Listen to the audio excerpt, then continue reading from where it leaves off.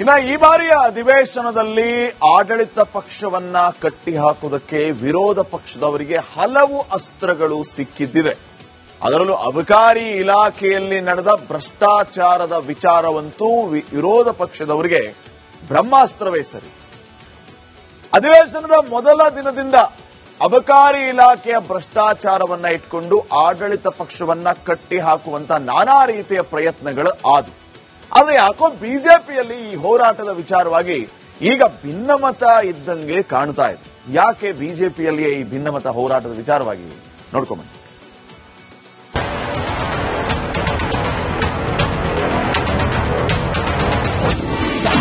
ತಿಮ್ಮಾಪುರ್ ರಾಜೀನಾಮೆಗೆ ಬಿಜೆಪಿಯಲ್ಲೇ ಭಿನ್ನಮತ.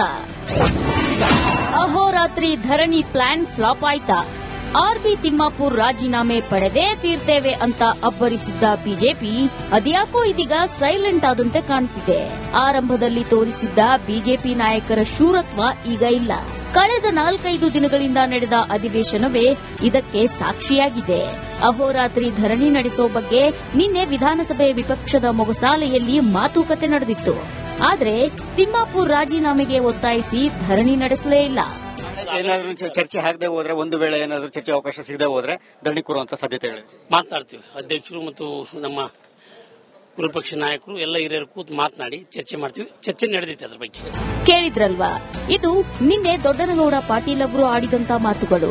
ಆದ್ರೆ ವಿರೋಧ ಪಕ್ಷದ ಮೊಗಸಾಲೆಯಲ್ಲಿ ನಿನ್ನೆ ಧರಣಿ ನಡೆಸಲು ನಡೆದಿದ್ದ ಮಾತುಕತೆ ಇಂದು ಫ್ಲಾಪ್ ಆದಂತಿದೆ. ಅಬಕಾರಿ ಇಲಾಖೆ ಭ್ರಷ್ಟಾಚಾರ ಸಂಬಂಧ ಚರ್ಚೆಗೆ ಅವಕಾಶ ಕೊಡದಿದ್ರೆ ಹೋರಾಟದ ಬಗ್ಗೆ ನಿರ್ಧರಿಸುತ್ತೇವೆ ಅಂತ ದೊಡ್ಡನಗೌಡ ಪಾಟೀಲ್ ಹೇಳಿದ್ರು.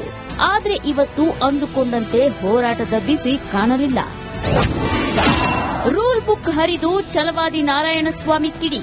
ಪರಿಷತ್ನಲ್ಲಿ ಮಾತ್ರ ವಿಪಕ್ಷ ಸದನ ಆರಂಭದಲ್ಲೇ ಬಾವಿಗಿಳಿದು ಪ್ರತಿಭಟನೆ ನಡೆಸಿತು.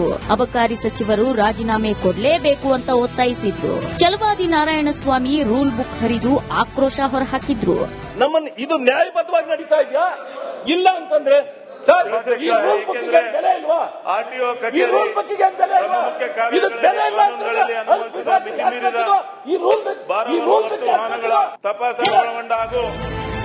ಈ ಗಲಾಟೆಯನ್ನ ಹೊರತುಪಡಿಸಿದ್ರೆ ವಿಧಾನಸಭೆಯಲ್ಲಿ ಈ ಬಗ್ಗೆ ಚರ್ಚೆಯೇ ಆಗಲಿಲ್ಲ. ಇತ್ತ ಡಿಕೆ ಶಿವಕುಮಾರ್ ನೋಡಿದ್ರೆ ಆರ್ಬಿ ತಿಮ್ಮಾಪುರ್ ಪರ ಬ್ಯಾಟ್ ಬೀಸಿದ್ದಾರೆ. ಲೋಪ್ ಮಾಡಿದ್ದಾರೆ. ಅದು ರಾಜಕೀಯದ ಒಂದು ದೊಡ್ಡ ಷಡ್ಯಂತ್ರ ನಡೀತಾ ಇದೆ. ಅವ್ರಿಗೆ ಇದಕ್ಕೆ ಸಂಬಂಧ ಇಲ್ಲ ಅಂತ ನಾನು ಭಾವಿಸ್ಕೊಂಡಿದ್ದೇನೆ. ನೋಡೋಣ, ಡೀಟೇಲ್ ನಾನು ಇನ್ನು ಚೀಫ್ ಮಿನಿಸ್ಟರ್ ಹತ್ರ ಮಾತಾಡಿಲ್ಲ. ಮಧ್ಯಾಹ್ನ ಮಾತಾಡ್ಬಿಟ್ಟು ತಿಳಿಸ್ತೀನಿ. ಆರ್ಬಿ ತಿಮ್ಮಾಪುರ್ ರಾಜೀನಾಮೆಗೆ ಸದನದಲ್ಲಿ ಒತ್ತಡ ತರಲು ಬಿಜೆಪಿಯಲ್ಲೇ ಪರ ವಿರೋಧ ಇರೋದು ಎದ್ದು ಕಾಣುತ್ತಿದೆ. ಇದು ಬಿಜೆಪಿಯಲ್ಲಿ ಭಿನ್ನಮತ ಇದೆ ಅನ್ನೋದನ್ನ ಸಾರಿ ಸಾರಿ ಹೇಳಿದಂತಿದೆ. Political bureau, republic Kannada, Bengaluru. ಇನ್ನು ಈ ಬಾರಿಯ ಅಧಿವೇಶನದಲ್ಲಿ ಆಡಳಿತ ಪಕ್ಷವನ್ನ ಕಟ್ಟಿಹಾಕುವುದಕ್ಕೆ ವಿರೋಧ ಪಕ್ಷದವರಿಗೆ ಹಲವು ಅಸ್ತ್ರಗಳು ಸಿಕ್ಕಿದ್ದಿದೆ. ಅದರಲ್ಲೂ ಅಬಕಾರಿ ಇಲಾಖೆಯಲ್ಲಿ ನಡೆದ ಭ್ರಷ್ಟಾಚಾರದ ವಿಚಾರವಂತೂ ವಿರೋಧ ಪಕ್ಷದವರಿಗೆ ಬ್ರಹ್ಮಾಸ್ತ್ರವೇ ಸರಿ. ಅಧಿವೇಶನದ ಮೊದಲ ದಿನದಿಂದ ಅಬಕಾರಿ ಇಲಾಖೆಯ ಭ್ರಷ್ಟಾಚಾರವನ್ನ ಇಟ್ಕೊಂಡು ಆಡಳಿತ ಪಕ್ಷವನ್ನ ಕಟ್ಟಿಹಾಕುವಂತ ನಾನಾ ರೀತಿಯ ಪ್ರಯತ್ನಗಳು ಆದವು. ಆದರೆ ಯಾಕೋ ಬಿಜೆಪಿಯಲ್ಲಿ ಈ ಹೋರಾಟದ ವಿಚಾರವಾಗಿ ಈಗ ಭಿನ್ನಮತ ಇದ್ದಂಗೆ ಕಾಣ್ತಾ ಇದೆ. ಯಾಕೆ ಬಿಜೆಪಿಯಲ್ಲಿ ಈ ಭಿನ್ನಮತ ಹೋರಾಟದ ವಿಚಾರವಾಗಿ ನೋಡ್ಕೊಂಬನ್ನಿ.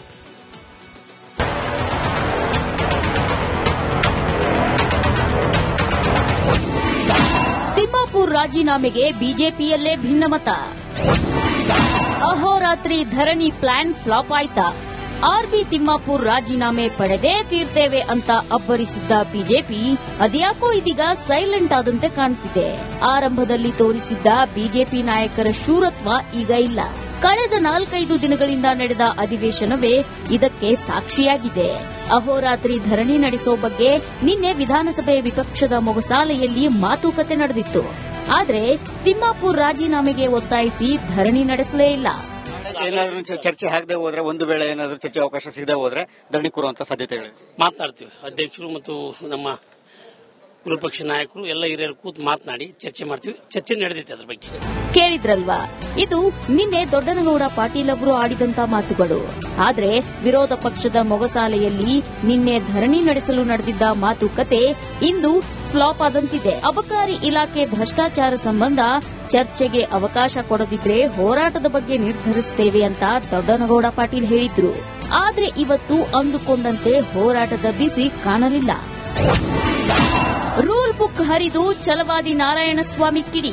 ಪರಿಷತ್ನಲ್ಲಿ ಮಾತ್ರ ವಿಪಕ್ಷ ಸದನ ಆರಂಭದಲ್ಲೇ ಬಾವಿಗಿಳಿದು ಪ್ರತಿಭಟನೆ ನಡೆಸಿತು. ಅಬಕಾರಿ ಸಚಿವರು ರಾಜೀನಾಮೆ ಕೊಡಲೇಬೇಕು ಅಂತ ಒತ್ತಾಯಿಸಿದ್ರು. ಛಲವಾದಿ ನಾರಾಯಣಸ್ವಾಮಿ ರೂಲ್ ಬುಕ್ ಹರಿದು ಆಕ್ರೋಶ ಹೊರಹಾಕಿದ್ರು. ನಮ್ಮನ್ನು ಇದು ನ್ಯಾಯಬದ್ಧವಾಗಿ ನಡೀತಾ ಇದೆಯಾ ಇಲ್ಲ ಅಂತಂದ್ರೆ ಸರ್, ಈ ರೂಲ್ ಬುಕ್ಕಿಗೆ ಬೆಲೆ ಇಲ್ವಾ? ಈ ರೂಲ್ ಬುಕ್ಕಿಗೆ ಬೆಲೆ ಇಲ್ವಾ? ಇದು ಬೆಲೆ ಇಲ್ಲ ಅಂತಂದ್ರೆ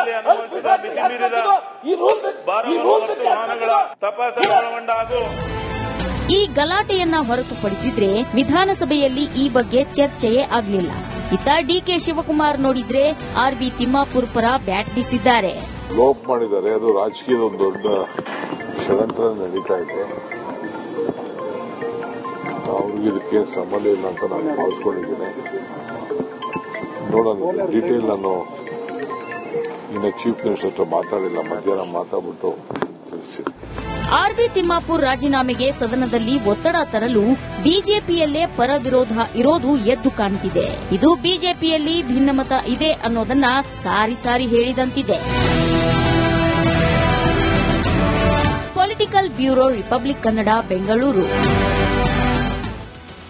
ಇನ್ನ ಈ ಬಾರಿಯ ಅಧಿವೇಶನದಲ್ಲಿ ಆಡಳಿತ ಪಕ್ಷವನ್ನ ಕಟ್ಟಿಹಾಕುವುದಕ್ಕೆ ವಿರೋಧ ಪಕ್ಷದವರಿಗೆ ಹಲವು ಅಸ್ತ್ರಗಳು ಸಿಕ್ಕಿದ್ದಿದೆ.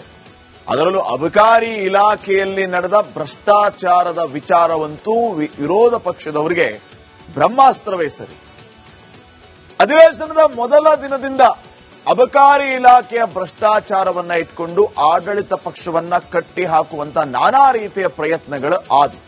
ಆದರೆ ಯಾಕೋ ಬಿಜೆಪಿಯಲ್ಲಿ ಈ ಹೋರಾಟದ ವಿಚಾರವಾಗಿ ಈಗ ಭಿನ್ನಮತ ಇದ್ದಂಗೆ ಕಾಣ್ತಾ ಇದೆ. ಯಾಕೆ ಬಿಜೆಪಿಯಲ್ಲಿ ಈ ಭಿನ್ನಮತ ಹೋರಾಟದ ವಿಚಾರವಾಗಿ ನೋಡ್ಕೊಂಬನ್ನಿ.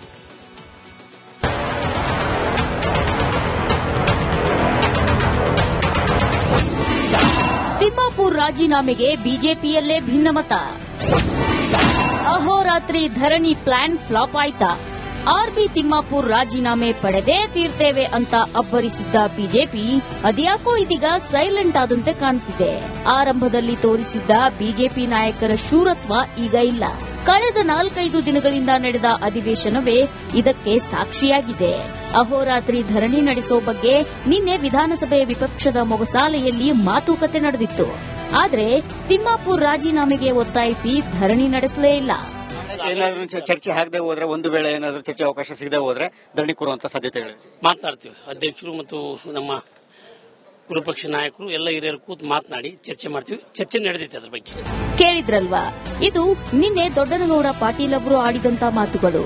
ಆದ್ರೆ ವಿರೋಧ ಪಕ್ಷದ ಮೊಗಸಾಲೆಯಲ್ಲಿ ನಿನ್ನೆ ಧರಣಿ ನಡೆಸಲು ನಡೆದಿದ್ದ ಮಾತುಕತೆ ಇಂದು ಫ್ಲಾಪ್ ಆದಂತಿದೆ. ಅಬಕಾರಿ ಇಲಾಖೆ ಭ್ರಷ್ಟಾಚಾರ ಸಂಬಂಧ ಚರ್ಚೆಗೆ ಅವಕಾಶ ಕೊಡದಿದ್ರೆ ಹೋರಾಟದ ಬಗ್ಗೆ ನಿರ್ಧರಿಸುತ್ತೇವೆ ಅಂತ ದೊಡ್ಡನಗೌಡ ಪಾಟೀಲ್ ಹೇಳಿದ್ರು. ಆದ್ರೆ ಇವತ್ತು ಅಂದುಕೊಂಡಂತೆ ಹೋರಾಟದ ಬಿಸಿ ಕಾಣಲಿಲ್ಲ.